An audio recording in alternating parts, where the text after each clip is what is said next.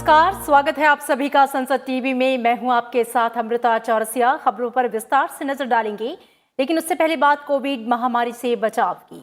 Covid मरीजों की संख्या फिर से बढ़ रही है। संसद टीवी आपसे अपील करता है कि आप कोई भी कोताही ना बरतें, सुरक्षा के सभी उपायों का पालन करें और 45 वर्ष से अधिक आयु के सभी लोग बेहिचक 1 अप्रैल से टीका लगवाएं। सुरक्षित रहें और 3 आसान उपायों का पालन करें। मास्क पहनें, 2 गज की दूरी जरूरी, सुरक्षित दूरी बनाए रखें, साथ ही अपने हाथों को बार बार धोएं।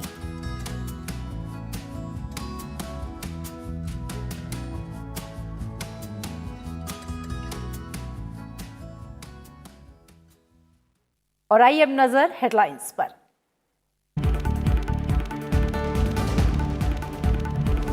भारत नीदरलैंड संबंधों को नए आयाम दे रही है जल क्षेत्र में रणनीतिक साझेदारी। नीदरलैंड्स के प्रधानमंत्री के साथ द्विपक्षीय वार्ता में बोले प्रधानमंत्री नरेंद्र मोदी। आतंकवाद के खिलाफ साझा लड़ाई में दोनों देश एक साथ हिंद प्रशांत क्षेत्र को लेकर भी बन रही है सहमति।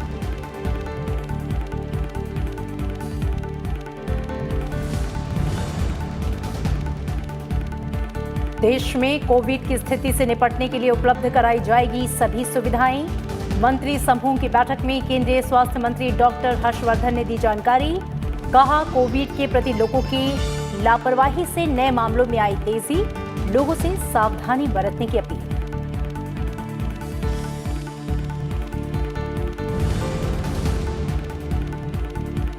कोरोना के खिलाफ जंग में राज्यों ने उठाए सख्त कदम।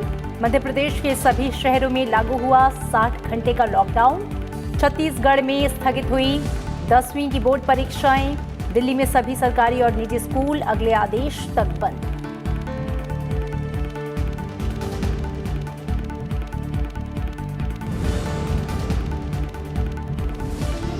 पश्चिम बंगाल विधानसभा चुनाव के चौथे चरण का मतदान कल। 5 जिलों की 44 सीटों पर होगी वोटिंग। मतदाताओं की सुविधा और सुरक्षा के पुख्ता बंदोबस्त। 5वें चरण के लिए प्रचार अभियान हुआ तेज।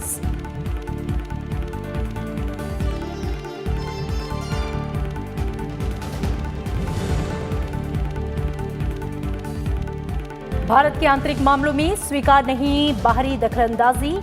IIM जम्मू के दीक्षांत समारोह में बोले उपराष्ट्रपति एम वेंकैया नायडू। कहा, जम्मू कश्मीर भारत का भिन्न अंग, राज्य के समग्र विकास के लिए जताई प्रतिबद्धता।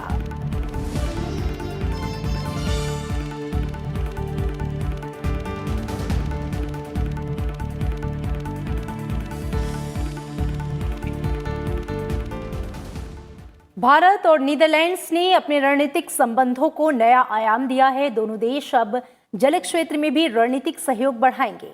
प्रधानमंत्री नरेंद्र मोदी और नीदरलैंड्स के प्रधानमंत्री मार्क रूट के बीच आज शिखर वार्ता में दोनों देशों के बीच कई समझौतों पर हस्ताक्षर हुए। दोनों देशों ने कोविड के बाद अर्थव्यवस्था में भी एक दूसरे का साथ देने का वादा किया। प्रधानमंत्री नरेंद्र मोदी ने संयुक्त बयान में कहा कि दोनों देश आतंकवाद और जलवायु परिवर्तन सहित कई मुद्दों पर सहयोग कर रहे हैं। दोनों देशों के बीच हिंद प्रशांत क्षेत्र और आपूर्ति श्रृंखला के विकेंद्रीकरण पर भी सहमति बनाने के प्रयास किए जा रहे हैं।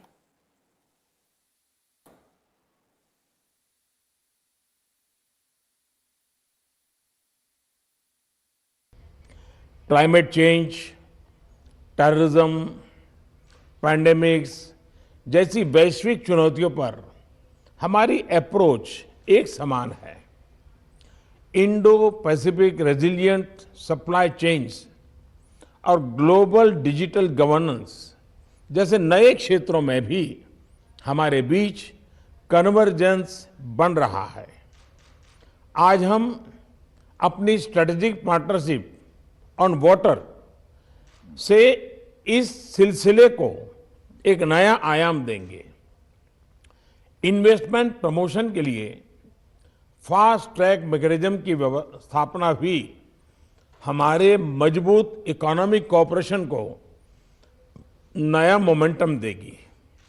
मुझे विश्वास है कि पोस्ट कोविड काल में कई नए अवसर उत्पन्न होंगे जिनमें हमारे जैसे लाइक माइंडेड देश आपसी सहयोग बढ़ा सकते हैं। मैं भारतीय मूल के लोगों के विषय में आपने जो कहा, ये बात सही है कि पूरे यूरोप में भारतीय मूल की बहुत बड़ी तादाद में लोग वहाँ रह रहे हैं, लेकिन इस कोरोना कालखंड में, इस पैंडेमिक में आपने भारतीय मूल के लोगों को जिस प्रकार से उनकी चिंता की, उनको संभाला, उसके लिए मैं आपका हृदय से आभार व्यक्त करता हूं। उधर नीदरलैंड्स के प्रधानमंत्री मार्क रूटे ने संयुक्त राष्ट्र सुरक्षा परिषद में भारत की स्थायी सदस्यता की दावेदारी का समर्थन किया। उन्होंने कोविड वैक्सीन के क्षेत्र में दुनिया को सहयोग करने के लिए प्रधानमंत्री नरेंद्र मोदी को धन्यवाद दिया और भारत की कोविड मैत्री कार्यक्रम की तारीफ की। उन्होंने कहा कि कोविड काल में भी नीदरलैंड्स भारत में तीसरा सबसे बड़ा निवेशक था और नीदरलैंड्स में भारत चौथा सबसे बड़ा निवेशक।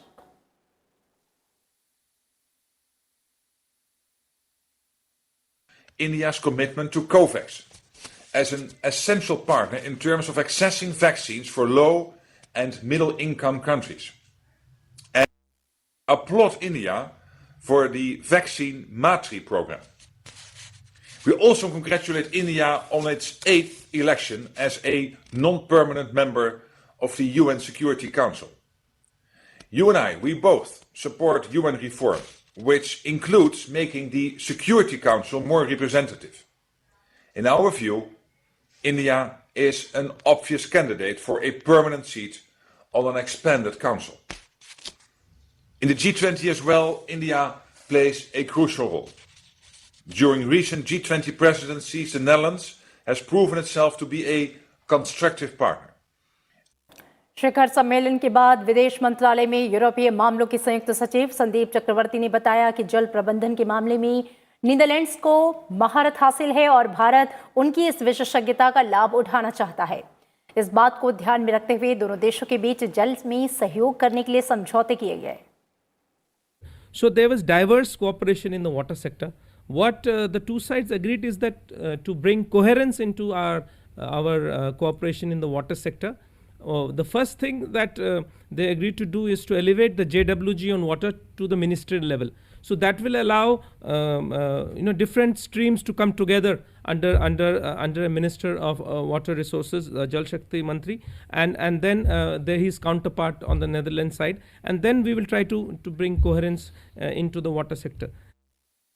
विदेश मंत्रालय के संयुक्त सचिव ने ये बताया कि भारत की सीरम इंस्टीट्यूट अब नीदरलैंड्स में भी कोविड वैक्सीन कोविशील्ड का उत्पादन करेगा।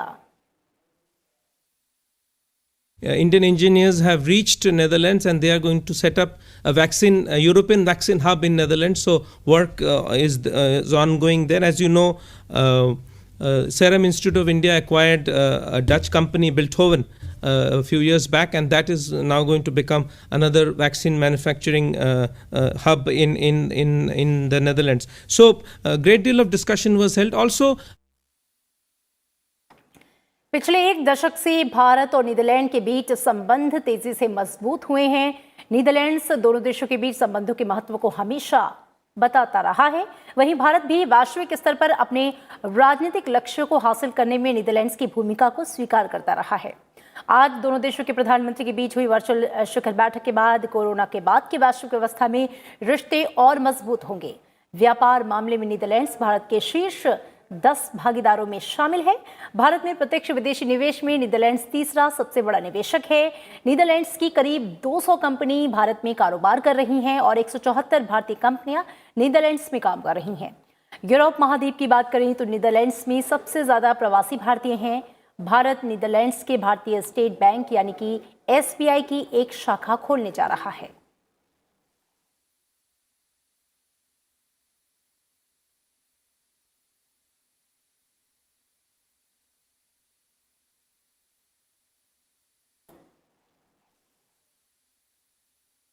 Both India and Netherlands, they have identified each other as important economic partners. We have close to 12 billion annual trade, and for the last 20 years, Netherlands is one of the leading investor in India. Apart from economics, I think the political relations are also becoming closer. Recently, Netherlands has also come out with its own strategy on Indo-Pacific. So there is growing convergence now in many more areas. प्रधानमंत्री नरेंद्र मोदी ने कहा है कि सरकार लंबे समय से उपेक्षित रहे पूर्वोत्तर क्षेत्र में विकास तेज करने के लिए प्रतिबद्ध है। आज दिल्ली में उत्कल केशरी डॉक्टर हरे कृष्ण मेहताब की लिखी पुस्तक ओडिशा इतिहास के हिंदी संस्करण के विमोचन समारोह को संबोधित करते हुए प्रधानमंत्री ने ये बातें कही। प्रधानमंत्री ने कहा कि ओडिशा का इतिहास समूचे भारत की ऐतिहासिक ताकत का प्रतिनिधित्व करता है। उन्होंने ये जोर दिया कि ओडिशा का व्यापक और विविधताओं से भरा इतिहास देश के लोगों तक पहुंचे, ये बहुत आवश्यक है। प्रधानमंत्री नरेंद्र मोदी ने दिल्ली स्थित अंबेडकर इंटरनेशनल सेंटर में हुए समारोह में डॉक्टर हरे कृष्ण मेहताब की लिखी पुस्तक ओडिशा इतिहास के हिंदी संस्करण का विमोचन किया। इस मौके पर प्रधानमंत्री ने कहा कि ये किताब ऐसे साल में प्रकाशित हुई है जब देश आजादी का अमृत महोत्सव मना रहा है। उन्होंने आजादी की लड़ाई में डॉक्टर हरे कृष्ण मेहताब के योगदान का जिक्र करते हुए कहा कि उनका जीवन सभी के लिए प्रेरणा का स्रोत है। आजादी की लड़ाई में अपना जीवन समर्पित किया, अपनी जवानी खपा दी।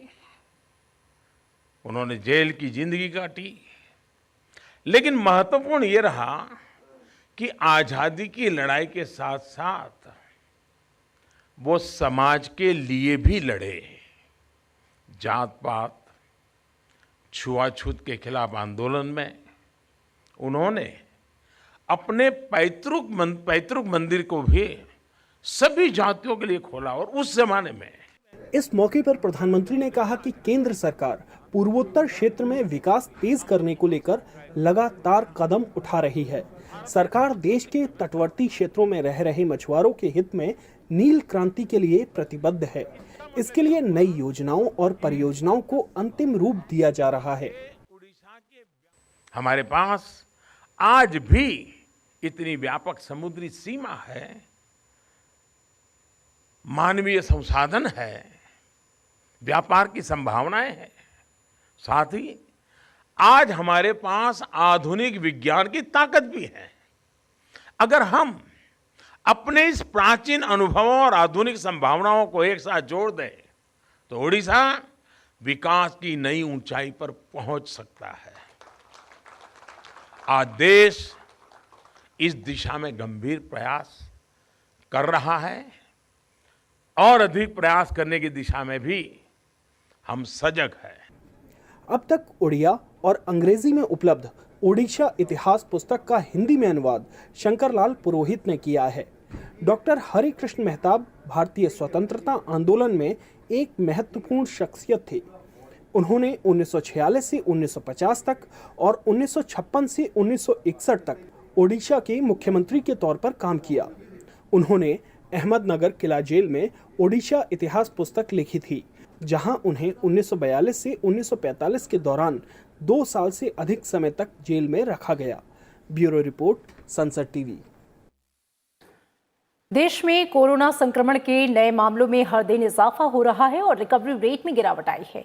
कोरोना को लेकर हुई मंत्री समूह की 24वीं बैठक में केंद्रीय स्वास्थ्य और परिवार कल्याण मंत्री डॉक्टर हर्षवर्धन ने देश में बढ़ते कोविड मामलों पर चिंता व्यक्त की है। उन्होंने कहा कि कोविड के प्रति लोगों की लापरवाही पूर्ण रवैये से नए मामलों में तेजी आई है।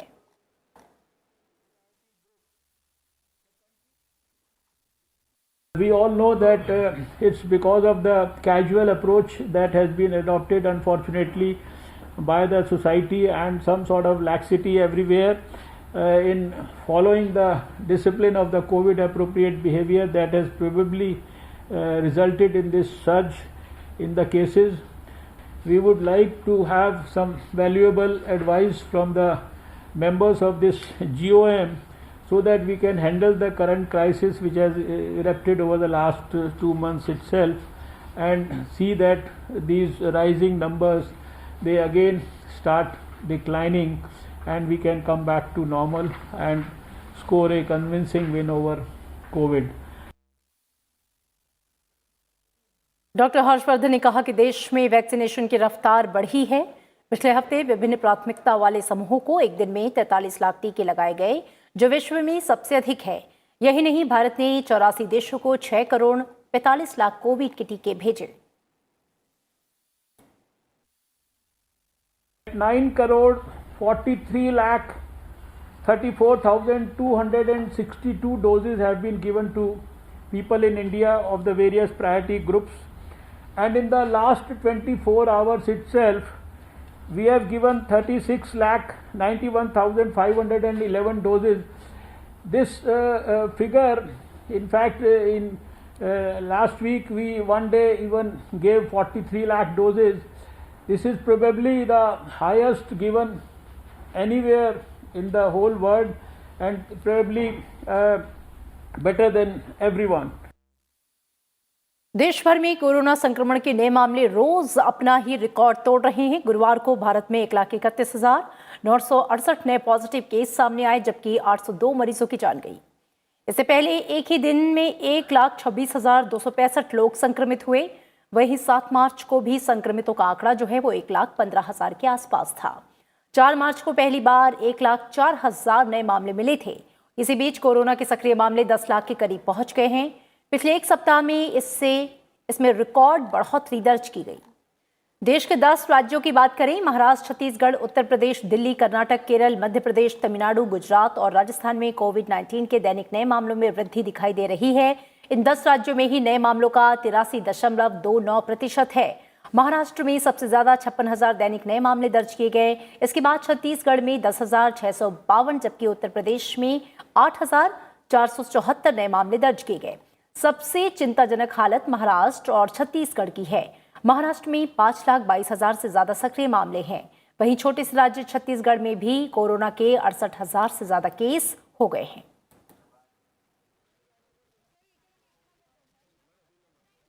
और मध्य प्रदेश के सभी शहरों में आज शाम 6 बजे से 60 घंटे के लिए लॉकडाउन लग गया है। सीमाएं सील कर दी गई हैं। यहां सोमवार सुबह 6 बजे तक लॉकडाउन रहेगा। वहीं रतलाम जिले में 9 दिन तक लॉकडाउन रहेगा। खरगोन, कटनी और बैतूल में 7 दिन तक सब कुछ लॉक रहेगा। भोपाल के कोलार में भी आज शाम से 9 दिन के लिए लॉकडाउन लगा दिया गया है। इससे पहले छिंदवाड़ा में गुरुवार रात 8 बजे से 7 दिन के लिए लॉकडाउन लगाया गया। इस दौरान केवल जरूरी सेवाएं बहाल रहेंगी।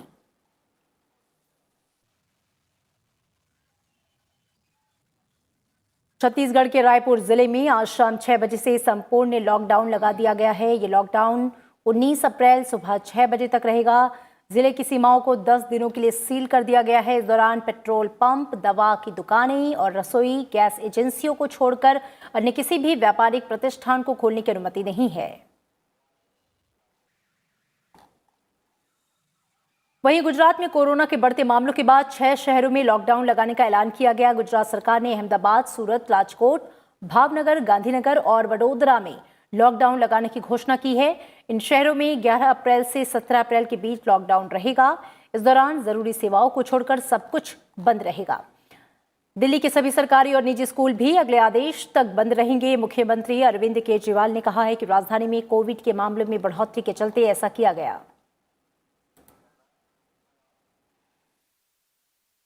उत्तर प्रदेश में कोरोना संक्रमण के बढ़ते मामलों के बीच मुख्यमंत्री योगी आदित्यनाथ ने दिशा निर्देश जारी किए हैं। प्रदेश के 4 जिलों में सरकारी और गैर सरकारी कार्यालयों में कर्मचारियों को सुविधानुसार वर्क फ्रॉम होम की अनुमति देने को कहा गया है। मुख्यमंत्री योगी आदित्यनाथ ने आज टीम 11 की बैठक में ये दिशा निर्देश दिया।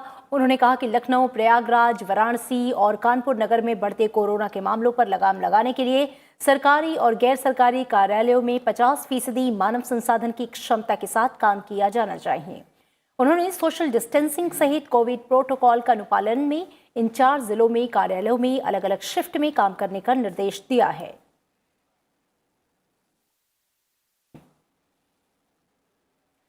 कोरोना संक्रमण के बढ़ते आंकड़ों के बीच देश में कोविड वैक्सीनेशन अभियान भी तेज हो गया है। देश में टीकाकरण का आंकड़ा 9.5 करोड़ तक पहुंच गया। स्वास्थ्य मंत्रालय के मुताबिक वैक्सीनेशन अभियान के 83वें दिन करीब 37 लाख लोगों को टीका लगाया गया। अब तक 14,28,517 में कुल 9,43,34,000 लाभार्थियों को वैक्सीन का टीका लगाया गया।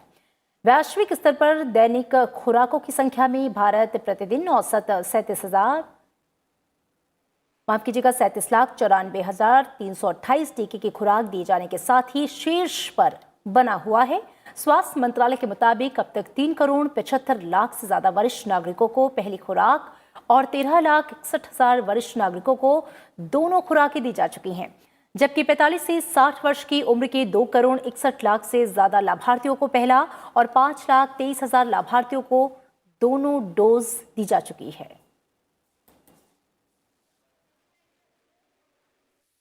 और अब बात विधानसभा चुनाव से जुड़ी खबरों की।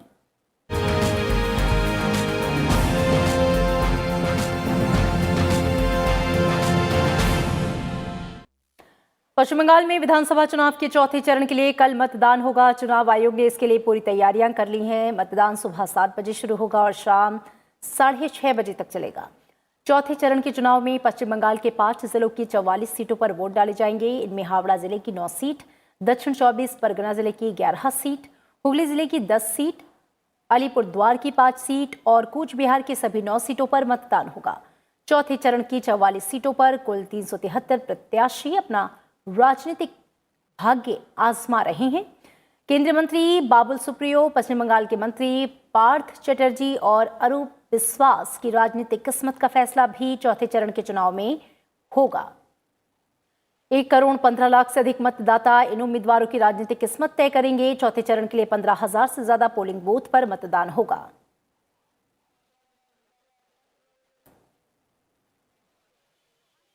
पश्चिम बंगाल की मुख्यमंत्री और तृणमूल कांग्रेस की सुप्रीमो ममता बनर्जी को चुनाव आयोग ने एक और नोटिस जारी किया है। इस बार ममता बनर्जी को केंद्रीय बलों के बारे में की गई टिप्पणी को लेकर नोटिस जारी किया गया।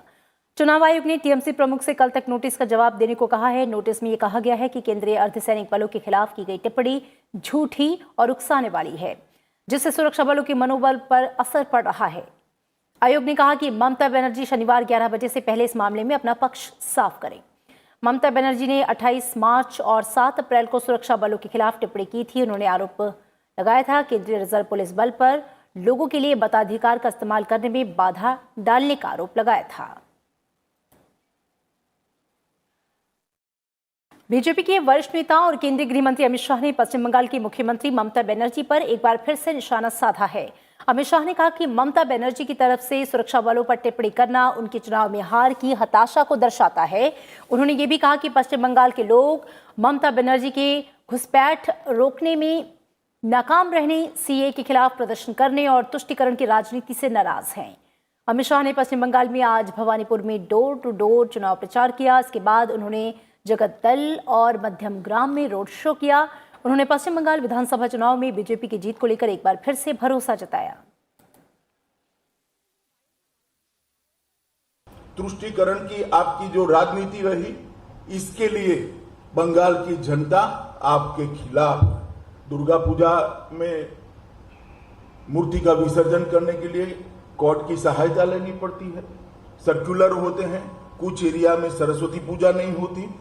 किस प्रकार का शासन आपने बंगाल को दिया है, इसको जरा पीछे मुड़कर देखिए। इंफ्रास्ट्रक्चर का खस्ता हाल, इंडस्ट्रियल डेवलपमेंट में जीरो डेवलपमेंट, बेरोजगारी चरम सीमा पर, महिला सुरक्षा के सारे पैरामीटर्स ऊंधे मोह गिरे हुए हैं। सब प्रकार के महिलाओं के खिलाफ के अपराध में 1 से 5 नंबर के अंदर बंगाल खड़ा है। पश्चिम बंगाल के 5वें चरण का चुनाव जो है वो 17 अप्रैल को होगा। इसके लिए बीजेपी अध्यक्ष जेपी नड्डा ने आज कई जगहों पर रोड शो किया। इस दौरान सड़कों पर भारी तादाद में बीजेपी समर्थकों का हुजूम नजर आया। जेपी नड्डा ने राजारहाट, गोपालपुर से प्रचार अभियान की शुरुआत की। इसके बाद उन्होंने जगदाहा में भी रोड शो किया।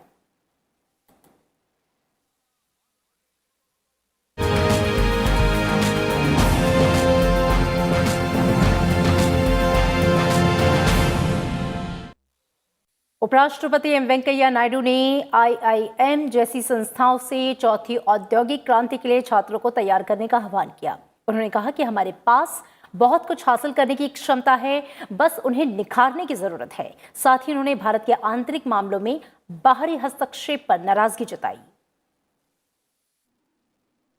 उपराष्ट्रपति एम वेंकैया नायडू ने आईआईएम जम्मू के दीक्षांत समारोह में जम्मू और कश्मीर के समग्र विकास के लिए प्रतिबद्धता जताते हुए कहा कि जम्मू कश्मीर भारत का भिन्न अंग है और रहेगा, और भारत के आंतरिक मामलों में किसी प्रकार का बाहरी हस्तक्षेप ठीक नहीं है। Jammu Kashmir, where you are studying, is an integral part of India. And we are of the opinion we are capable of solving our problems. And no country, for that matter, has any business to interfere or make comments on the internal affairs of other country, any other country. We are capable of solving our problems, and we all believe in democracy. We all believe in civilization. उपराष्ट्रपति ने कहा कि दुनिया तेजी से बदल रही है। ऐसे में शिक्षण संस्थानों को अडॉप्ट, इवॉल्व एंड रिस्पॉन्ड का मंत्र अपनाना चाहिए। उन्होंने कहा कि विद्यार्थियों की सोच इस तरह से विकसित करनी चाहिए कि वे कुछ नया करें। The world of learning and the world of work are changing very rapidly, as I told you. And institutes such as yours need to be over alert, ever agile. You should be able to adapt, evolve, and respond to situations that have never been faced by mankind.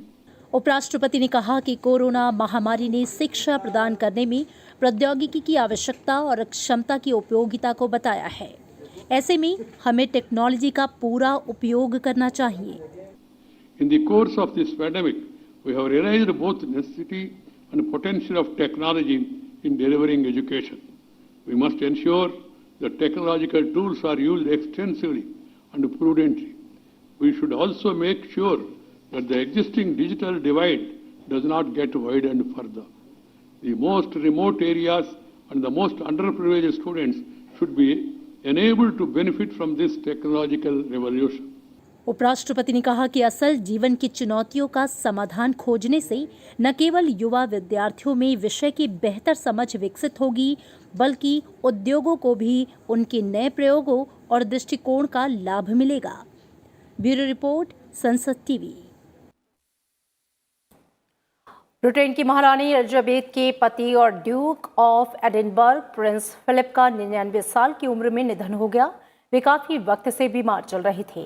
उन्होंने तबीयत खराब होने के चलते 2017 में शाही समारोह से खुद को दूर रखने का ऐलान किया था और तब से सार्वजनिक रूप से कम ही नजर आते थे। उपराष्ट्रपति एम वेंकैया नायडू ने प्रिंस फिलिप को निधन पर शोक जताया है। उपराष्ट्रपति ने कहा कि प्रिंस फिलिप को सशस्त्र बलों में उनके विशिष्ट करियर, अपने देश के लिए प्रेरणादायक सेवा और परोपकारी पहल से जुड़े कामों के लिए याद किया जाएगा। प्रधानमंत्री नरेंद्र मोदी ने भी प्रिंस फिलिप के निधन पर शोक जताया है। अपने शोक संदेश में प्रधानमंत्री ने कहा कि duke of Edinburgh prince Philip ने ब्रिटिश सेना में महत्वपूर्ण योगदान दिया और वे सामुदायिक सेवाओं में भी आगे रहते थे।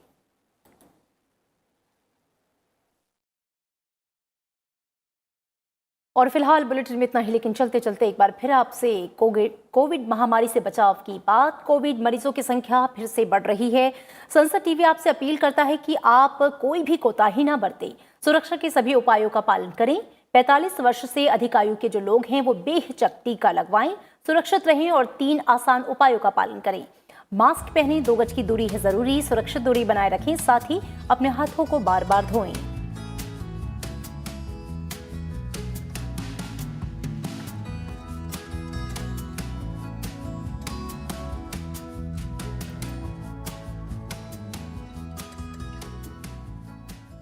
और इसी के साथ इस बुलेटिन में इतना ही। दीजिए इजाजत। नमस्कार।